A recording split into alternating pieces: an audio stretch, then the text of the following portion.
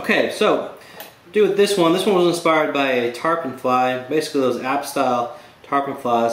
I'm going to wrap my monocord about 1/3 of the way, a little bit more than 1/3 of the way down the shank. Trim it down. This is a product I use a lot of when making bait fish patterns. This is the Ferrer blends. This is actually the rainbow.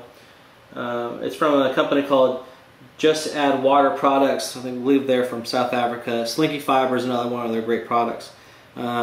This blend actually has, well, the rainbow blend has, as you can see, just the right amount of flash. It has greens, blues, pinks, browns, yellows, you name it, it is in there, which gives the bait fish pattern a really unique look to it, especially when it's in the water. You know, if you look at a fish, there's thousands and thousands and thousands of colors in a fish. So the more blended colors you can get, the better. Alright, so I've lashed on that fiber right there. I'm going to trim it down. Another thing that's great about this product is that it doesn't really, you don't have to worry about the material fouling the hook, especially since it's tied, you know, so far back, and it's relatively, it's stiff, but it's not stiff enough that it doesn't, you know, move in the water, which is another great feature. Okay, so we whip finish this off just so it doesn't move while we're applying the goo, and that is done. Clip that. Now what we're going to do is just add a bit of the goo, rotate it around the to build up the head. And as long as you just squeeze a little bit out and rotate it, it will pull it off that syringe, and you can get a real symmetrical head for the fly. You can build it up as little or as much as you want before you blink it here to make sure it's cured and set. I'm not going to mess with it too much more. I'm going to make it hard right now. 3 seconds. 1, 2, 3. That is all it takes for it to get all the way hard. I'm going to build that up just a little bit longer and a little bit taller, especially on top here. And elongate it just a little bit longer. Done. Spinning it to make it symmetrical and even out the areas. 1, 2, 3, and it is finished. Alright, using those same eyeballs or eyes, the adhesive eyes that really just do not want to stick to anything. Just get in the general area, put a little bit of that goo on the side, and bring it over towards the top or the bottom of the fly to lock it into place. 1, 2, 3 seconds. That side is done. Spin this one over.